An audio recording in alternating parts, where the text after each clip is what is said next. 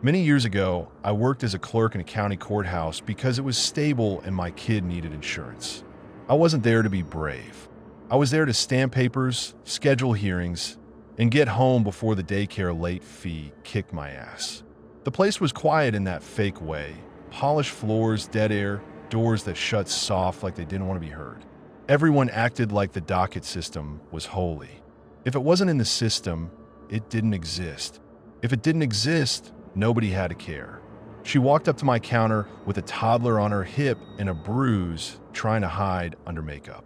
You could still see it when she turned her face, like the skin couldn't lie even if she wanted it to.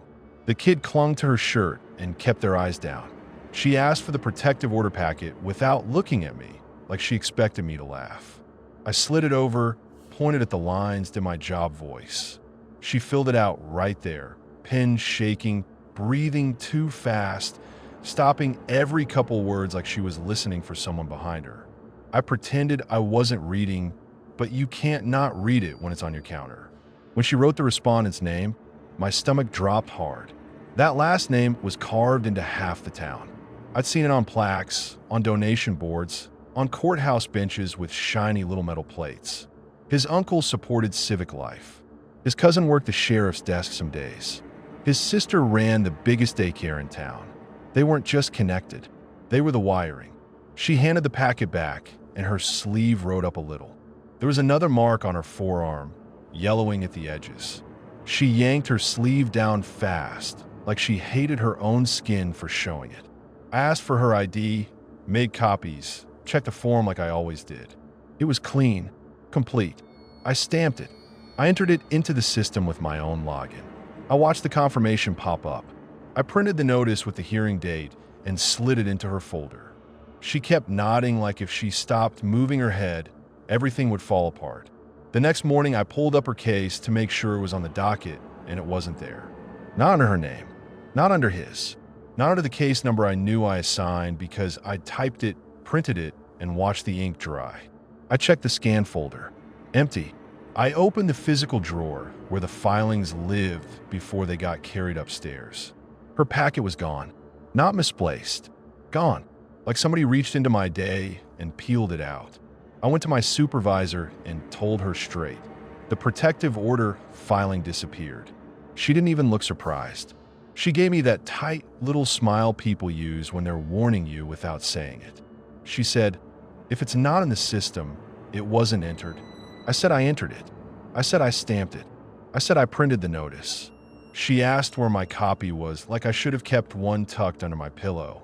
I told her it should be in the scan archive and the deletion log. She said, "Then you must have made a procedural error." Procedural error. Clean words for dirty hands. Later that day, the sheriff's cousin came behind the counter like he belonged there. He smiled like we were buddies. He asked how my kid was doing by name. My throat tightened because I never told him my kid's name. He leaned on the counter and talked soft, like he was doing me a favor. He said audits happened when paperwork got sloppy. He said sometimes people worried a clerk might be unstable. He said complaints could get made, schools got calls, supervisors had to protect the courthouse reputation. He never raised his voice. He didn't have to. He was telling me the whole town could be turned into a weapon. That week my car got pulled over twice for nothing. First time, a brake light. No ticket, just a long wait while the deputy sat in his cruiser with my license. Second time, rolling a stop sign I always stopped at. Again, no ticket, just that slow look over my face like they were memorizing me. Then my kid's school called and said they got an anonymous report that I'd been acting erratic and might be a danger. I felt my hands going I'm holding the phone. I told the principal it was bullshit. She said she had to document it anyway. Procedure. Always procedure. I tried to fix the woman's case the right way. I went to the judge's assistant and asked why the filing was deleted. She looked at me like I'd asked her to clean a toilet. She said the paperwork was incomplete. I said it wasn't. She said there were jurisdiction issues. I said that's what the hearing is for. She shrugged and pushed the hearing date out like she was moving a lunch reservation. No explanation that matched reality. Just clicks. That was the moment it stopped feeling like one bad mistake and started feeling like a machine protecting itself. Lost file, delayed date, error, always landing on the same person, always helping the same last name. So I did something I knew could wreck me if I got caught. I went into the back-end logs, stuff most clerks never touch, and searched the system history. And there was my user ID, the exact timestamp I filed it, the scan upload, the initial case status. Then another user ID opening it. Then a deletion event with procedural error stamped on it like a joke. My chest got hot. I printed the history on the small printer under my desk, the one that jams because I didn't want my pages walking around the building on a shared machine. I folded the printouts, stuck them in my bag, and went back to my counter like nothing happened. At home, after my kid went to sleep, I made copies. I found a state oversight address on an official government site. I wrote it out with shaking hands. I didn't put my name on anything. I hated myself for that, but I loved my kid more than my pride. I drove to a mailbox on the other side of town and dropped the envelope like I was dumping evidence of crime. Except the crime wasn't mine. It didn't save her. Not fast. The hearing got postponed anyway. The woman lost her apartment because her landlord received complaints. Noise, visitors, police presence. You know, all the stuff that magically shows up around a person the town decides to crush. She didn't lose in court. She got squeezed out of her own life by people who never had to stand in front of a judge. Then the state investigator showed up a few weeks later asking for clarification on docket deletions. My supervisor acted insulted, like the courthouse was being attacked. She said our procedures were solid. She said any missing file was staff error. The sheriff's cousin stood in the hallway watching me like he could smell the paper I mailed. I kept my face blank and my mouth shut and my stomach in knots. I didn't get fired. That's the part people don't understand. They didn't want a clean blow-up. They wanted slow damage. My supervisor started writing me up for tiny things, clocking in late because the daycare line ran long, a typo I fixed in 30 seconds, a phone call I handled with the wrong tone. Coworkers stopped talking when I walked into the break room. Cashiers stopped making small talk. A couple parents stopped letting their kids play with mine. My kid asked me why nobody came to his birthday anymore. I told the people were busy. I said it like I believed it. I didn't. I kept thinking about that woman's hands on the form, how she tried so hard to do it right, how she trusted the courthouse like it was real protection. I kept thinking about the benches with that family's name bolted onto them, like the building itself was bragging. I'd walk the hall and feel my skin crawl, not because of ghosts, but because I'd seen how easily the system could erase someone and then blame the erasure on procedure. And the woman? She stopped calling. She stopped showing up. Her case stayed dead in the system like it never existed. I heard she bounced between couches until people got scared. I heard the daycare wouldn't take her kid anymore. I heard her phone number changed. I don't know what was rumor and what was real because small towns lie for sport, but I do know she vanished from our paperwork like she'd never stood at my counter.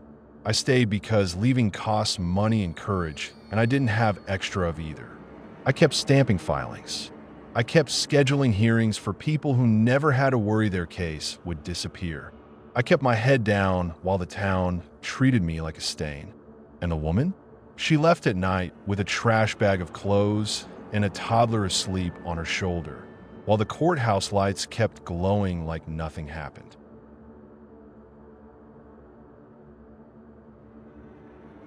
This happened when I was doing overnight strike at a small theater because the crew got paid extra to clear sets before a touring show arrived. It wasn't glamorous. It was just bodies hauling shit in the dark, trying to beat sunrise so we didn't get screamed at by the next company. I was a stagehand with keys on my belt, access to the back corridors, the prop rooms, the weird little passages that only exist because the building got remodeled 3 different times by 3 different penny pinching boards. My plan was basic. Load the truck, sweep the deck, clock out. We were already behind because we were short sandbags. The head carpenter kept snapping like it was our fault physics exists. Sandbags are supposed to go back to the same damn place every time, but they never do. Somebody borrows them, somebody forgets them. And then at 2 a.m., you're crawling around like a rat looking for canvas sacks full of sand.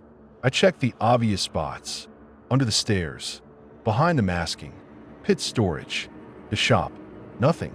So I went farther back, behind a fly system where the air feels colder and the walls hold old dust like a grudge. It's not a place you hang out. It's where you go when you have to fix something and you want to get out fast. That's where I saw a padlocked door tucked behind cable runs and stacked road cases. Not one of the normal storage doors either. This one looked like it had been ignored on purpose.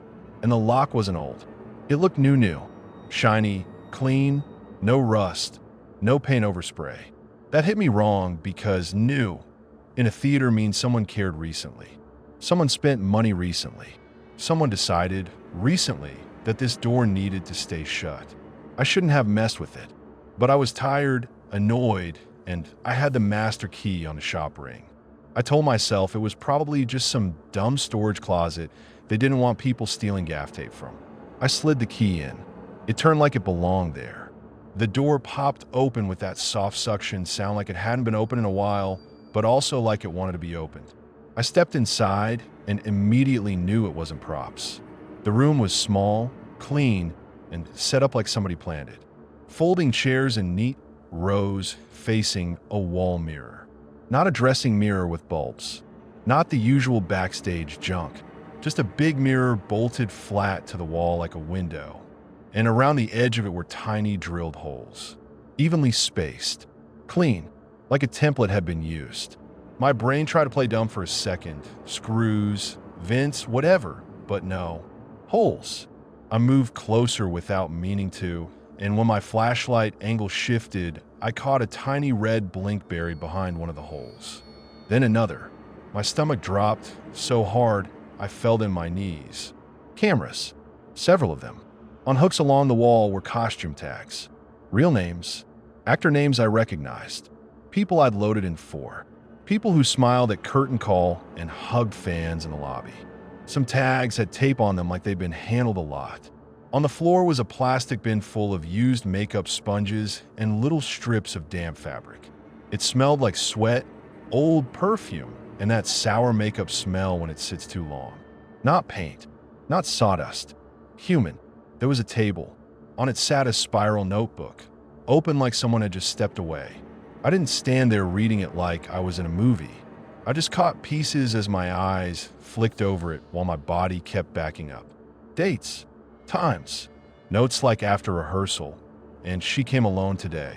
There were initials. There were little marks like somebody was tracking routines. I backed out fast and snapped 2 photos. Not because I was brave. Because I knew if I didn't, I'd end up convincing myself it didn't happen. My hand shook so much I almost dropped my phone. The second I took them, my phone's signal stuttered, then popped back with a notification. The building Wi-Fi had logged a new device. I hadn't connected to anything. That wasn't the public network. That was a private ping, like something in that room noticed my phone and told on me. I shut the door and walked away like I hadn't just stepped into someone's secret. I tried to act normal. I tried to breathe normal. I headed back toward the stage where I could hear the crew moving cases and yelling numbers and doing the usual tired shit. I kept telling myself, get back to people, get back to light, don't be alone in the dark maze with the weird door. 5 minutes later, the artistic director came in through the stage door like he'd been waiting outside. That's the only way I can describe it. He wasn't in the building a second ago. Then he was suddenly there, coat on, hair perfect, eyes locked on me like he already knew the answer to every question. He didn't ask what I was doing. He asked why I was in restricted storage. Calm voice, practiced like he was reading policy. Then he looked at my hand and reached for my phone like it belonged to him. I jerked it back and told him to get the fuck away from me. His face barely moved, but his eyes went hard. He started talking about protocol, confidential areas, NDAs. He said I'd violated the crew packet. He threatened my union, standing like it was a light switch he could flip. He said he could call it theft. He said it all smooth, like he'd had this speech ready for years. Not once did he ask what I saw. Not once did he sound confused. He just wanted the problem, me, under control. I tried to say the obvious stuff. There were cameras, there were tags, there was a notebook tracking people. He cut me off and told me I was tired and mistaken. He said accusations like that could damage the institution. He smiled once, small, like I was being dramatic, and he was being patient.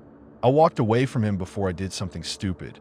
I went straight to the company manager because she was the closest thing to a grown-up with an office who wasn't a donor puppet. I found her at her desk while the building still smelled like sweat and dust from strike. I showed her the photos. I told her about the holes, the blinking lights, the notebook, the Wi-Fi notification, and how fast he showed up. She listened, nodded, did that corporate face where they're hearing you and also measuring how expensive you are. Then she said he was important and I should let adults handle it. I stared at her because I didn't understand how a person could say that with a straight face. I was an adult. I just didn't have money behind my name. I asked what handle it meant. She told me to go home, sleep, and stop talking about it at work. She said I could make myself difficult to staff. That was the real threat. Not yelling, not violence, just quietly removing you from the call list until your rent eats you alive. Next day, my calls stopped getting answered. I texted about the next schedule. Nothing. I emailed the production office. Nothing. I checked the next month's crew list, and my name wasn't there. No explanation. No warning. Just erased. I called my union rep. He got careful. He asked if I had more proof. I said I had 2 photos. He sighed like I'd handed him something radioactive. He told me, off the record, to stop making noise. He said there were politics. He said he couldn't protect me if I created liability. I asked him whose side he was on, and he got offended like I was the asshole. A week later, an email hit my inbox from a burner account. Attached were my 2 photos, but cropped. Cropped so the drilled holes weren't obvious. Cropped so the tags looked like random costume junk. Cropped so the room could pass as some harmless dressing space if you didn't know what you were looking at. The message called me a liar and a creep. Said I was snooping, obsessed, making up stories about actors.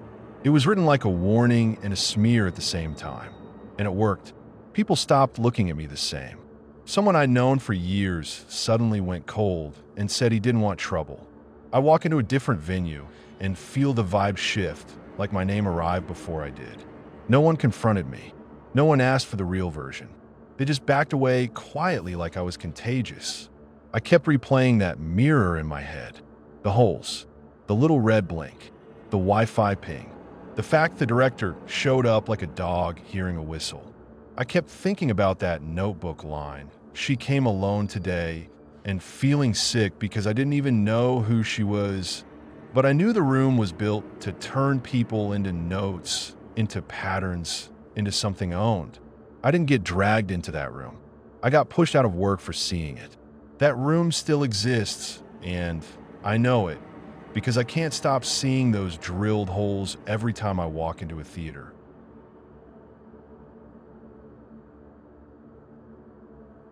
I worked the package room in a new luxury building because it paid better than retail and the manager promised steady hours. Lobby, mailroom, loading dock, same loop every day. Scan labels, clear the rack, log signatures, go home before the night desk started dumping extra work on me. The building looked expensive, but it ran like a train station. Delivery guys flowed in. Guests slipped past the door, vendors argued. Residents treated rules like suggestions. The only real line was my desk. Behind it sat a glass door and a mag lock that opened into the inner hallway to the elevators. If you got through that door, you weren't public anymore. You were in. The first time he showed up, he carried nothing. No tote, no box, no card. Just a phone held up with a tracking screen. He walked straight to me and asked for one specific name like he'd practiced it. I did my normal thing. Unit number, last name again, and he rolled his eyes and shoved the phone closer. The screen looked legit at a glance, but there was no barcode I could scan, nothing I could match. Just the name. I told him I needed a unit number. He said he didn't have it. I said then, I can't help you. He stayed, not yelling, not pleading. He hovered by the mailroom door like he belonged there, watching the inner hallway more than the package racks. I told him to get away from the door. He drifted back a step, calm as a monk, like my no was just part of his day. I told him to fuck off. He didn't react. He actually looked satisfied, like he enjoyed getting corrected. After that, he started timing it.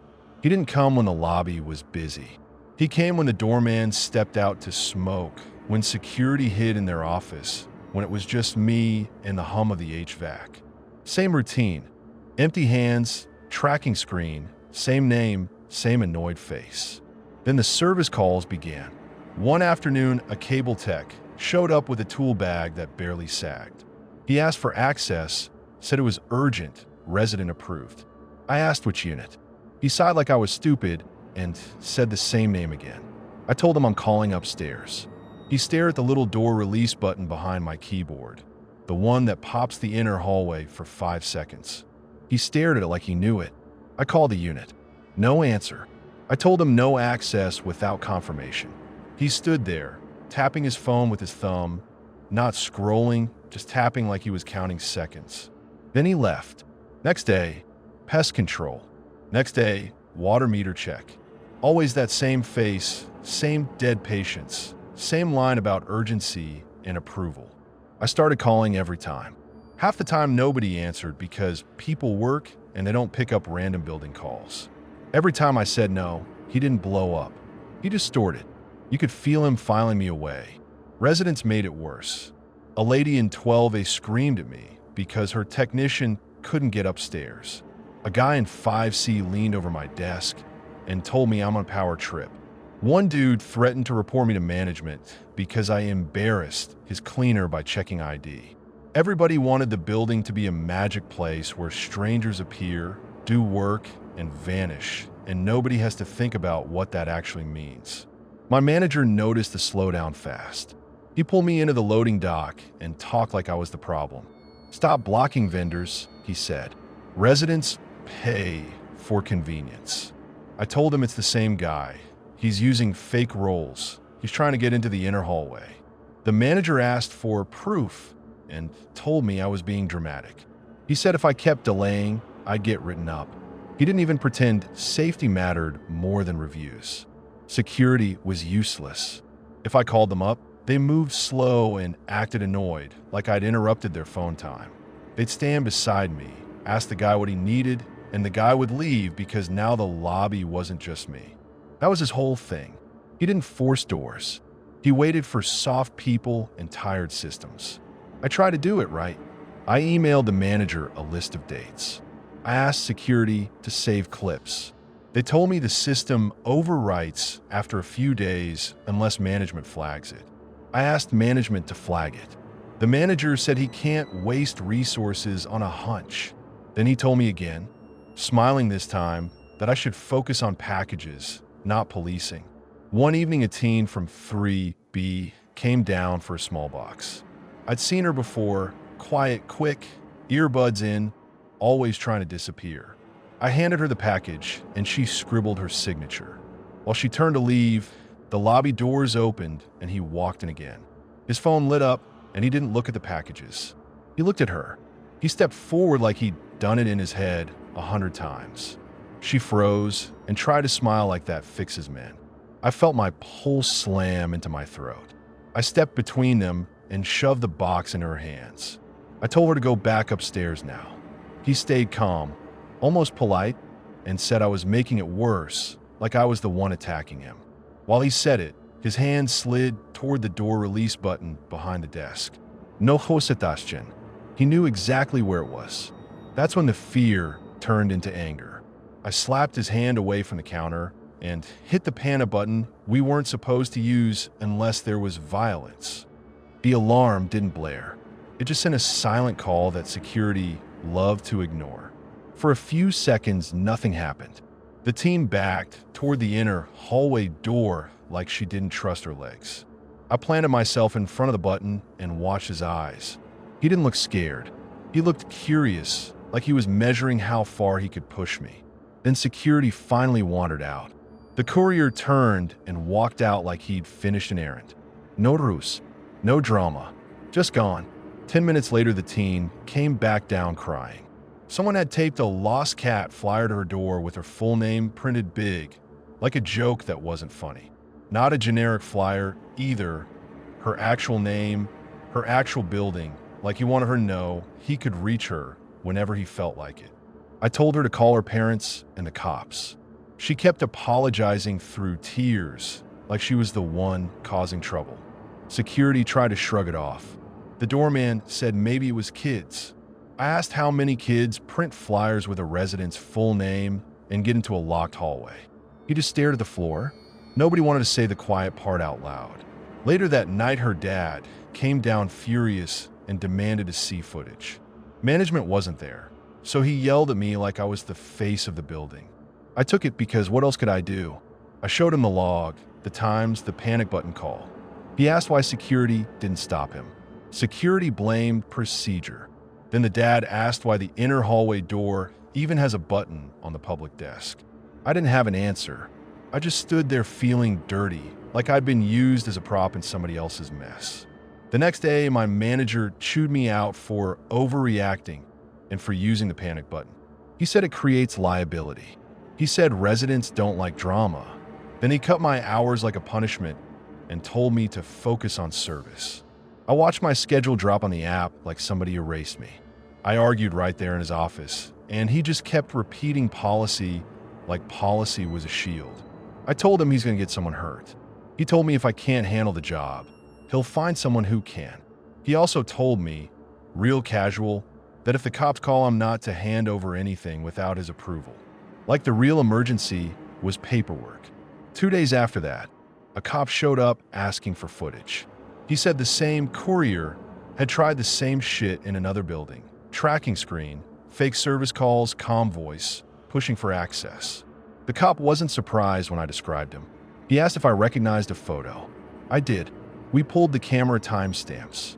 Security dragged their feet logging in. The manager tried to hover and manage the conversation like he was protecting the brand. The cop didn't care. He watched the clips and wrote notes like he'd done this before. He asked about the teen from 3B, and I told him everything, and it felt like spitting up something rotten. He nodded like it fit. They weren't hunting me. I was just the obstacle that noticed. After that, I couldn't unsee how easy it was. All he needed was a phone screen and a confident tone. The building's whole defense was people not wanting to be rude. Residents didn't answer calls. Management punished delays. Security showed up late. Everyone passed the risk downhill until it landed on whoever sat at my desk. I quit soon after. No speech. I just stopped showing up and took a job where nobody asked me to unlock strangers into someone else's home. I still hate how my boss treated it like customer service. That guy didn't need a weapon. He just needed systems and people who didn't want to be rude.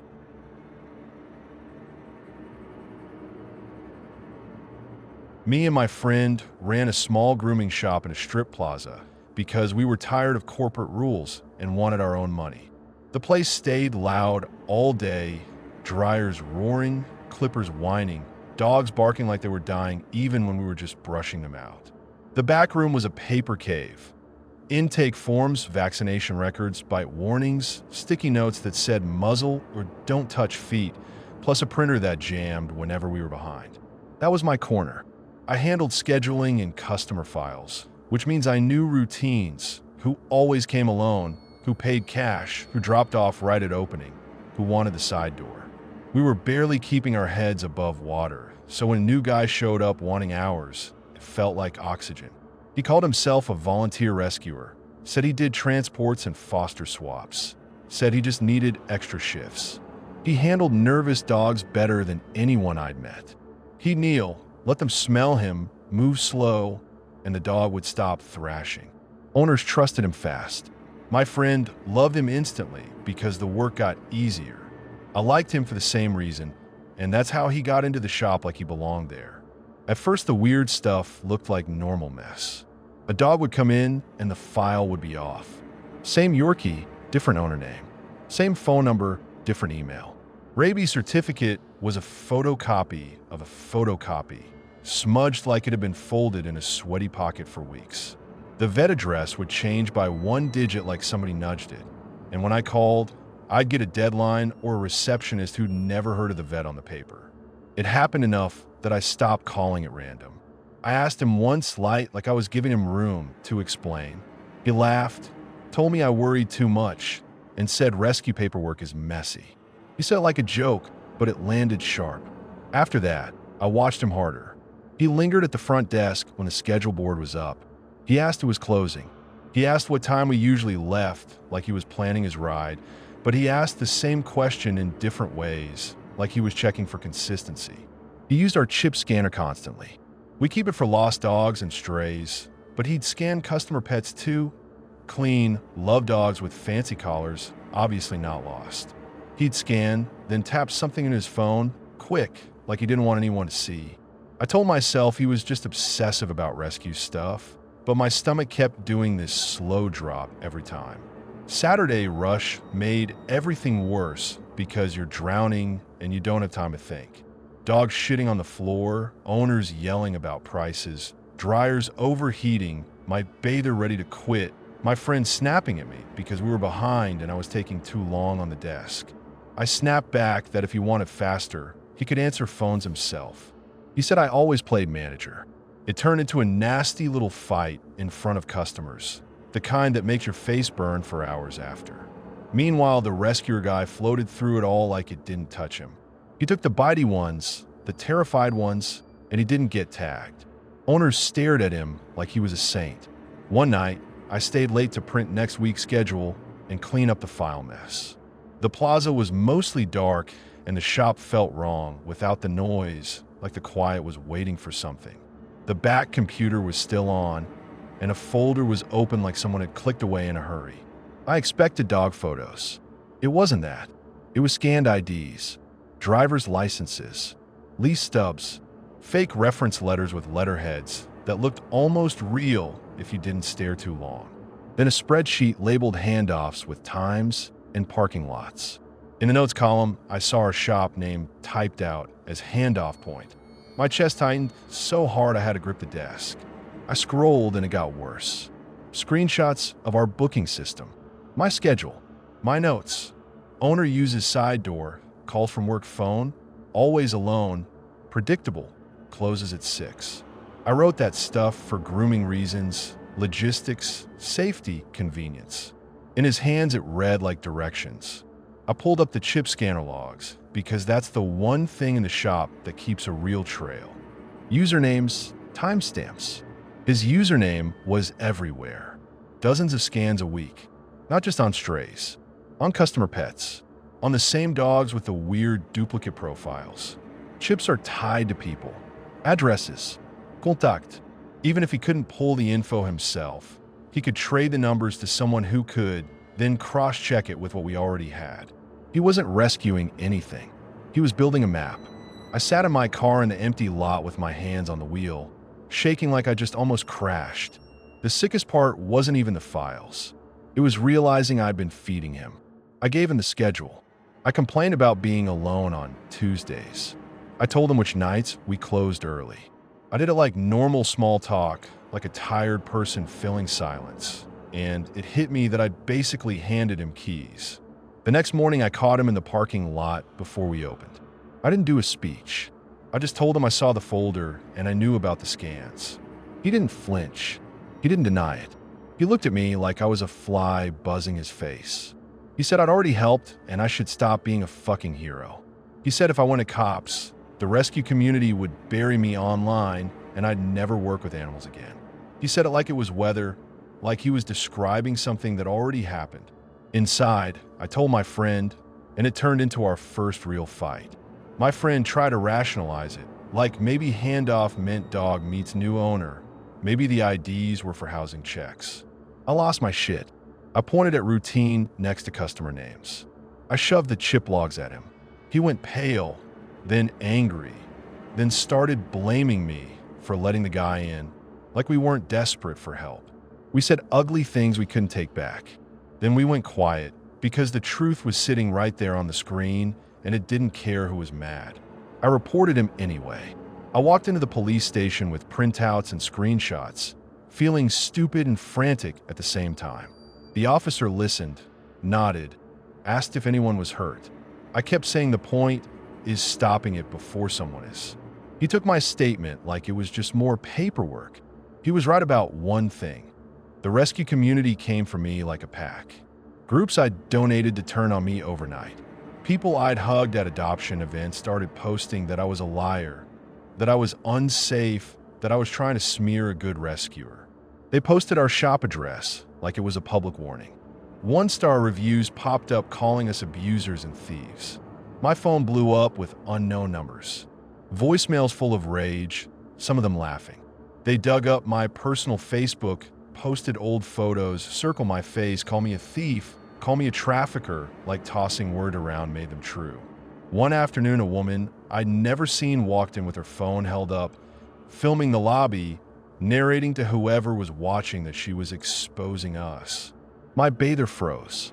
My friend told her to get out. She smiled like she wanted to fight and left only after she'd panned across our price board and the cash drawer area. Then it got physical. Dead fish in a plastic bag on my door handle, dripping brown stank down the paint. Snitch scrawled on my car in grease pencil, so it smeared and stayed even after I scrubbed. Someone shoved a note under our shop door that just said we know. No signature, no big dramatic threat, because they didn't need one. The message was shut up. Customers got spooked. Some canceled. A regular guy who always paid cash suddenly demanded to see every record we had on his dog, like he thought we were selling his address. Another customer tried to corner me at the counter and ask if I was working with him. And when I said no, she called me a bitch loud enough that people in the liquor store next door turned and looked. I wanted to scream that I was the one who tried to stop it, but you can't win against a rumor once it gets legs. Some came in acting weird, like they were afraid to be seen. A couple accused us straight to our faces, like the Facebook posts were gospel. Money dropped. My friend started snapping at me for everything. Wrong shampoo order, too many refunds, starting drama. And I snapped back that he should have listened the first time I said something felt off. We stopped trusting each other the way you do when you're scared and you don't know where to put it. The cops said they'd look into it. Days passed. The rescuer guy stopped showing up, stopped answering calls, vanished like smoke. His social media went quiet, then disappeared. The accounts that defended him stopped mentioning him, like they'd all agreed to pretend he never existed. That's what made it feel the worst. Not the yelling online, not the fish, the way a whole crowd could flip, punish you, then erase the person who started it, leaving you holding the bag. He disappeared before the police could grab him. The only thing that stayed was the mess, customers scared, a shop bleeding money, and the sick feeling that my paperwork had been a weapon in his hands.